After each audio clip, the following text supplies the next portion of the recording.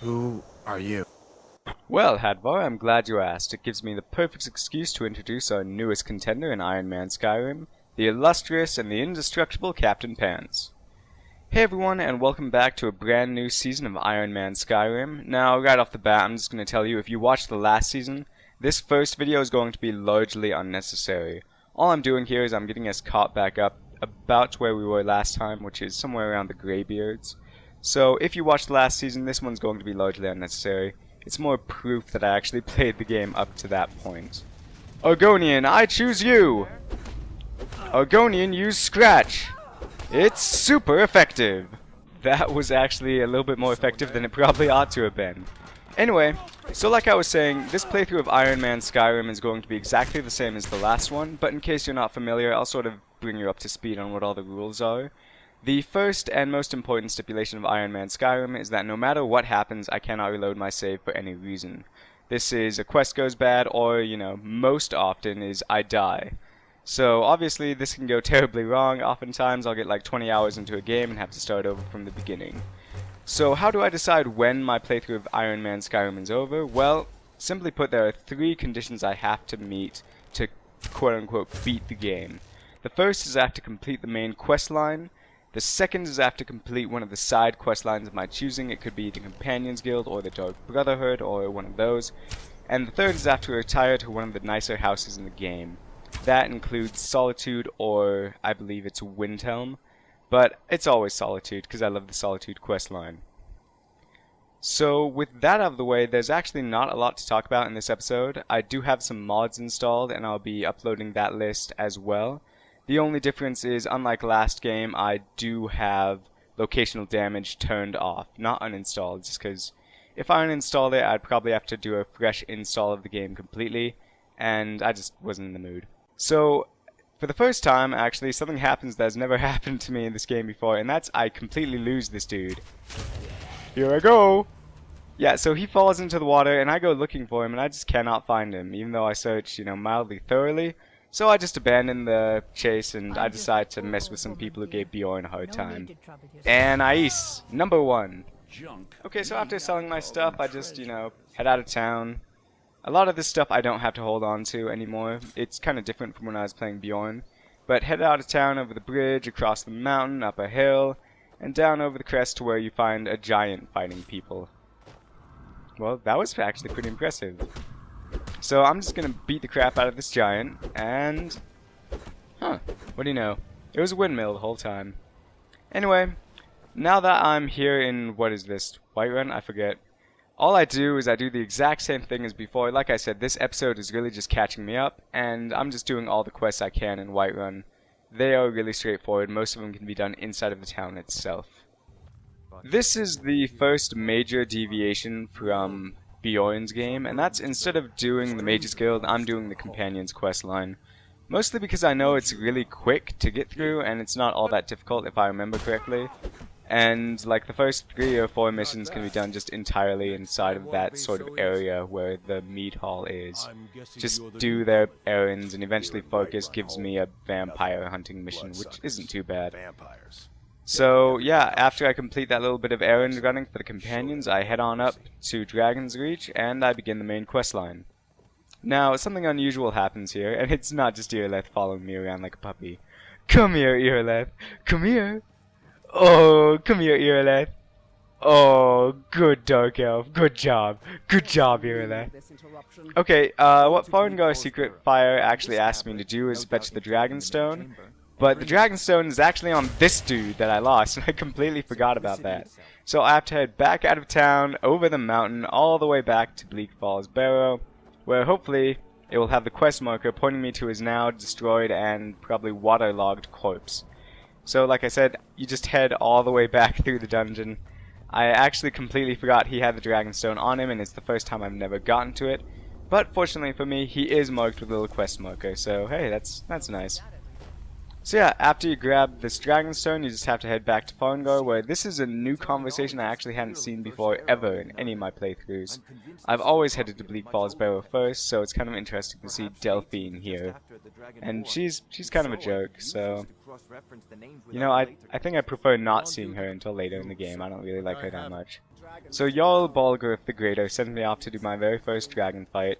And the only significance of this fight is that if I died, this is the one spot in the game I'd be able to restart. But it's actually quite the opposite of that. This is where I do all the tweaking on my dragon mod, and it is really quite easy to kill. So I upped the difficulty just a little bit. Dragonborn? For some reason against an Argonian, that just seems kinda racist. So anyway, after that the Greybeards call me up to the mountain. Yeah, that's nice. And Jarl Balgruuf essentially says go to the mountain and do some stuff, and I'm like, well, that's nice. So from here on out, it's going to be pretty much the same run as always. All I do is I take care of some of the outlying areas. There's some pretty good loot to grab just around Whiterun if you are careful, especially here at Halted Stream Camp where there's a whole bunch of iron and stuff. Now, in case you thought I was having an easy time in this game, this fight is just the proof of why this can go so wrong. Just even a couple of guys can just completely mess up my game. As you can see at this point I'm level something. But it really doesn't matter because this Bandit Chief and Bandit Outlaw very nearly kill me. And that's kind of the risk I run with playing it on Expert, but it also makes the game much more interesting. Also, blocking is really useful. I don't know if I ever mentioned that in any of the videos, but the way they did blocking in the mod is so much more useful. Yeah, you submit, whatever, nobody cares. So in case you were wondering where that sort of bandit cache was, it's actually right around there on the map. You can see that I pointed it out. But it's not an actual location, it's just a sort of set of, you know, it's just space with treasure. So yeah, do that. It's great. You can forge lockpicks. I do that all the time, along with forging arrows. Another pretty big difference between this game and the last one is I have so much money that I actually buy myself a house, and I just grab sort of the bedroom decorations just so I can get access to this storage chest here.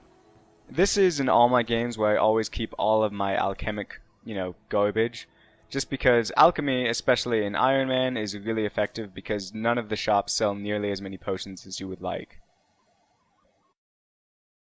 Yep, and this is why I love being an archer. So much easier than being a spellcaster, it really is. Well, kind of, sort of, maybe, not really. Anyway, so after this, the only thing of particular note that happens is this is going to be the location of my second dragon fight as well.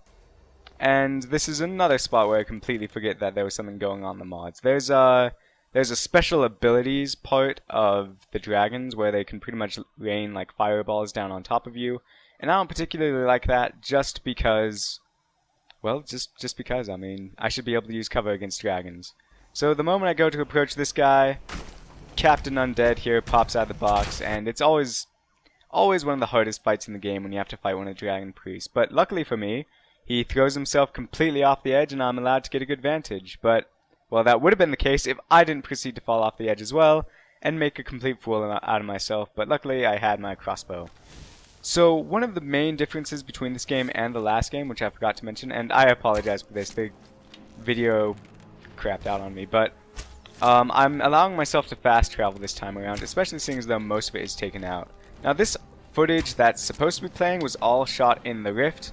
I fought a dragon there, and I fought giants there, but that doesn't really matter because the only thing you have to know can be summed up by this. Oh, Skyrim. Nice. Anyway, so after I finish all my, you know, stuff in the Rift, and this is, like, Bone-Strewn Crescent, I think is where this is, and just proof that I fought and killed that dragon. So, after that, there's a whole bunch of just little side missions you can do up on the way to High Hrothgar, and the Bear Toboggan makes another appearance. Thank you, Bear Toboggan. What was I saying? Anyway, there's a whole bunch of stuff you can do on the way there. Snapleg Cave, Darkwater Crossing, Telrav, who I'm getting revenge on right here for his conquest of Bjorn last game. Honeystrand Cave is great if you need to collect some bear pelts for this cranky woman. in wherever that is, Ironman, I believe, or whatever. And another proof, in case you didn't believe me, that expert is hard. Here's what one troll can do to you. Yeah, that's not good. That is not good. So, luckily for me, though, this is pretty much it. I have managed to reach and get past some of the hardest section of the game. The first probably 5 hours is one of the most difficult. Or some of the most difficult hours, I should say. And congratulations, everyone. We have made it. We are about back to where we need to be to start this series off for good. And as you can see, I've made it all the way up to level 13. So, thanks everyone for watching, and I hope I didn't ramble too much. I do know that this first episode is really boring, especially if you watched the last one. But thanks for joining me, and I'll see you all again probably in a couple of days here. I'll have the next episode recorded.